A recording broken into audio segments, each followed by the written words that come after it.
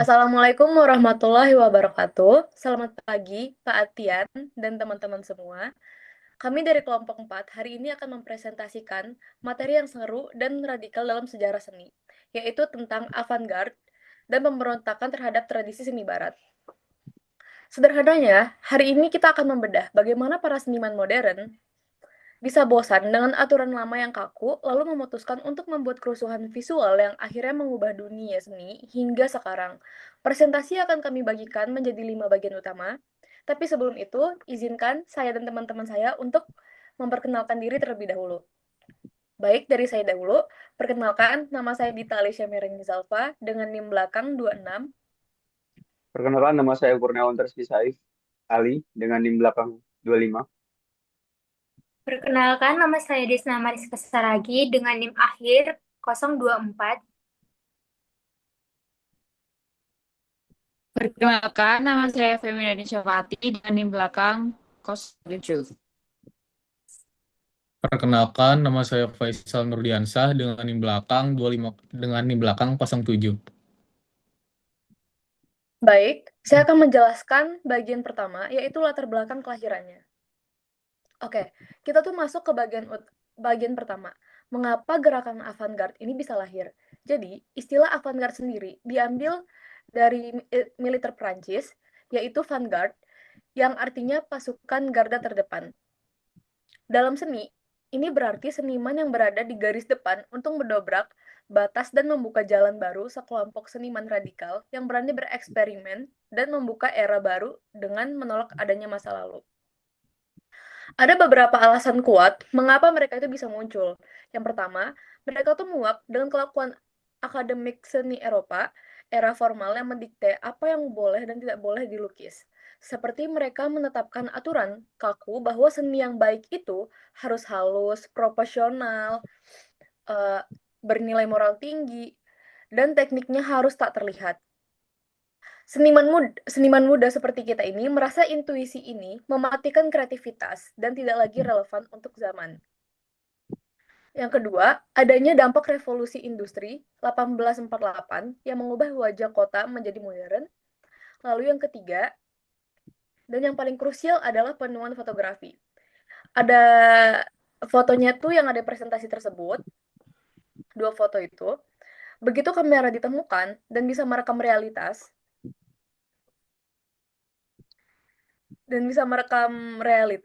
dengan instan, para pelukis sadar bahwa tugas mereka bukan lagi untuk meniru alam secara mirip, karena kamera sudah ditemukan dan bisa merekam realitas dengan instan. Seniman berpikir, untuk apa kita melakukan melukis suatu hal yang mirip dengan aslinya jika ada fotografi di dunia ini? Jika kamera bisa merekam bentuk fisik objek luar, maka tugas seniman sekarang adalah merekam apa yang ada di dalam emosi, ide, dan esensinya. Dan yang terakhir adalah trauma serta kekecewaan moral pasca Perang Dunia I yang membuat mereka merasa tatanan sosial masyarakat itu berat, yang logis itu tuh telah gagal. Dari sinilah pemberontakan itu dimulai. Sekian presentasi dan penjelasan dari saya. Selanjutnya akan dilanjutkan oleh teman saya. Terima kasih. Sekarang kita masuk ke inti dari gerakan avant-garde, yaitu pembongkaran pakem. Selama ratusan tahun, seni di Barat dikontrol oleh aturan ketat Akademi Seni Rupa. Jika sebuah karya melanggar pakem tersebut, karya itu akan ditolak dan dianggap bukan seni. Namun, kelompok avant-garde datang untuk mendobrak 5 aturan sakral tersebut secara sengaja. Aturan pertama adalah standar keindahan klasik Yunani Romawi. Aturan tersebut pertama yang dihancurkan adalah definisi tentang keindahan. Tradisi Barat selalu mendewakan proporsi tubuh yang sempurna, simetris, dan ideal, seperti patung dewa-dewi Yunani kuno. Avant-garde menolak estetika kosmetik itu. Mereka menciptakan kebebasan baru dengan menampilkan distorsi bentuk, keanehan visual, hingga garis-garis kasar. Bagi mereka, seni tidak harus selalu terlihat manis atau cantik di mata, melainkan harus jujur dan mampu menyampaikan emosi yang kuat. Aturan yang kedua adalah subjek sejarah dan mitologi. Aturan kedua adalah tentang apa yang boleh dilukis. Dulu, lukisan kasta tertinggi wajib bertema sejarah besar, cerita Alkitab atau mitologi. Melukis kehidupan rakyat biasa dianggap tidak bermartabat. Kelompok avantgarde menjungkir balikan kasta tersebut. Mereka melakukan demokratisasi subjek dan menolak melukis masa lalu. Mereka mulai turun ke jalan untuk melukis realitas sosial yang nyata di era modern. Kaum buruh pabrik yang kumuh, masyarakat kelas bawah, hingga sudut-sudut kafe yang bising. Dan aturan ketiga adalah aturan perspektif Renaissance. Aturan ketiga adalah manipulasi ruang tiga dimensi. Sejak abad ke-15, pelukis klasik dilatih mati-matian menggunakan teknik perspektif garis linier, agar kanvas yang datar bisa menipu mata dan terlihat memiliki kedalaman ruang yang realistis. Gerakan avant-garde, terutama kubisme, menghentikan penipuan mata ini. Mereka dengan jujur menyatakan bahwa kanvas adalah bidang dua dimensi. Mereka menghancurkan ilusi ruang, melukis secara datar, tumpang tindih, bahkan menggambarkan satu objek dari berbagai sudut pandang sekaligus pada satu momen. Aturan keempat adalah seni sebagai objek mewah. Aturan keempat menyasar status sosial seni. Tradisi lama menempatkan seni sebagai komoditas eksklusif kaum borjuis. Seni harus dibuat dari material mahal seperti cat minyak, terbaik atau marmer premium, agar layak dipajang di istana atau galeri mewah. Avant-garde menantang komersialisasi ini. Mereka melepas seni dan seferaman kaum elit dengan cara membuat karya dari material murah, barang sehari-hari hingga sampah. Mereka membuktikan bahwa nilai seni terletak pada kekuatan gagasan seniman, bukan pada harga materialnya. Dan aturan yang kelima, pemisahan kaku antara seni dan kriya. Aturan terakhir adalah peleburan kasta antara seni murni dan seni terapan. Dulu ada dinding tebal antara fine art seperti lukisan dan patung yang dianggap suci dengan kriya atau desain fungsi yang dianggap seni kelas rendah.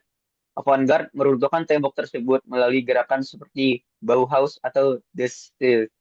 Mereka membuktikan bahwa seni tidak harus digantung pasif di dinding museum. Seni yang baik justru harus melebur dan berfungsi dalam kehidupan sehari-hari, mulai dari bentuk arsitektur, furnitur, hingga perabot rumah tangga. Jadi, teman-teman, kelima pendobrakan inilah yang membuka gerbang kebebasan bagi dunia seni modern yang kita lihat hari ini. Materi selanjutnya mengenai bentuk-bentuk konkret dari aliran seni ini akan dijelaskan oleh rekan saya. Terima kasih. Baik, selanjutnya mengenai gerakan seni utama atau bentuk-bentuk pemberontakannya. Bentuk-bentuk pemberontakannya sendiri dibagi menjadi 5 bagian. Yang pertama ada realisme dan impresionisme, yaitu gerakan awal yang mulai keluar dari studio formal.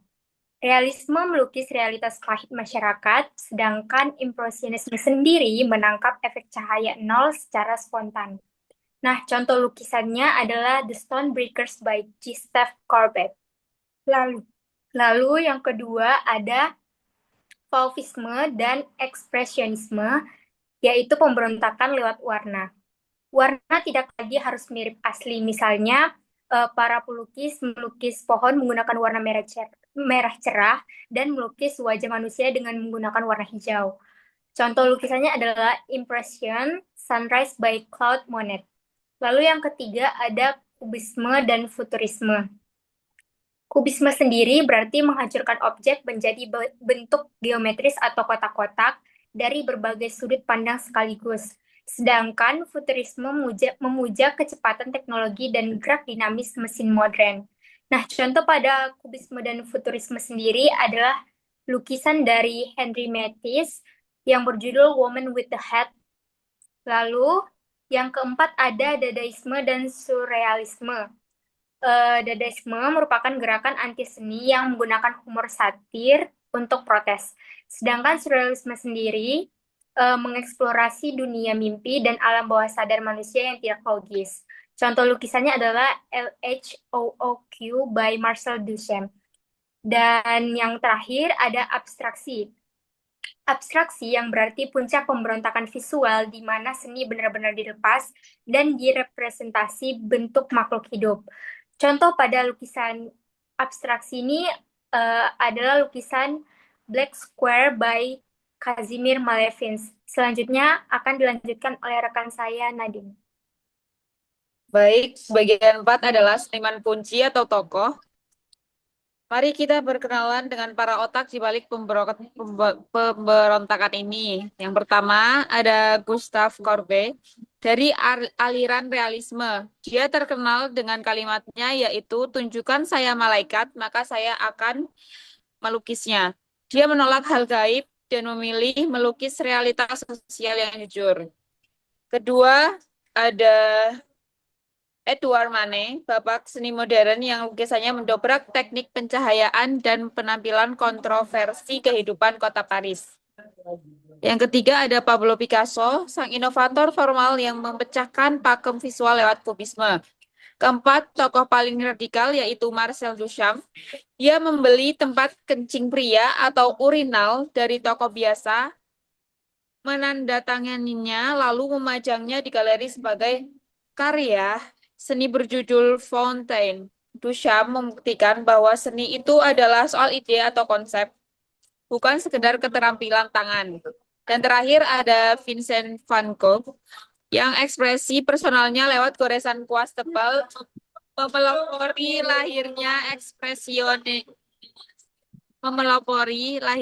ekspresionisme. Sekian, selanjutnya akan dilanjutkan oleh rekan saya, Faisal. Terakhir, apa dampak dari semua pemberontakan ini bagi dunia seni hari ini? Warisan avant-garde sangat luar biasa. Berkat mereka, terjadi dematerialisasi objek seni. Seni tidak lagi didefinisikan secara kaku sebagai benda fisik dekoratif yang digantungkan di dinding atau diletakkan di atas pilar atau pedestal. Objek seni mengalami dematerialisasi atau pelepasan bentuk fisik materialnya. Seni sebagai ide dan aksi atau konseptual, karena Duchamp dan gerakan dada dunia hari ini mengakui bahwa seni bisa berubah sebuah ide tertulis, sebuah konsep konsep abstrak atau tindakan performa tubuh manusia. Proses berpikir seniman dinilai lebih tinggi daripada hasil akhir fisiknya.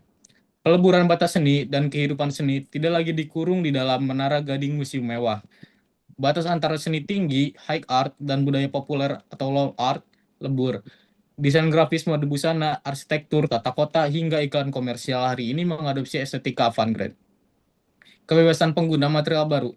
Seniman dibebaskan secara mutlak dari diktat kanvas dan cat minyak. Hari ini seniman legal berkarya menggunakan media apa saja. Sampah daur ulang, lampu neon, kawat besi, organ organik, video, hingga teknologi kecerdasan buatan AI dan media digital. Lahirnya postmodernisme dan isu identitas dengan hancurnya narasi tunggal keindahan Akademi Barat, avant-garde membuka gerbang bagi era postmodernisme, era di mana seni rupa menjadi plural, cair, desentralisasi, dan membuka ruang bagi berbagai latar belakang budaya untuk menyuarakan isu identitas, gender, politik, dan kritik sosial secara bebas. Terima kasih. Baik, dari teman-teman saya udah dijelaskan semua materinya dan penjelasannya. Saya akan menjelaskan kesimpulannya dari materi yang kami dapatkan. Kesimpulannya, avant-garde mengajarkan kita bahwa seni tidak selalu soal meniru keindahan, tetapi tentang keberanian untuk mempertanyakan, mendobrak, dan berpikir merdeka. Itu adalah beberapa penjelasan dari kami semua. Sekian presentasi dari kelompok kami. Jika ada salah kata, mohon dimaafkan. Dan terima kasih juga untuk Pak Atian dan teman-teman semua. Terima kasih. Assalamualaikum warahmatullahi wabarakatuh.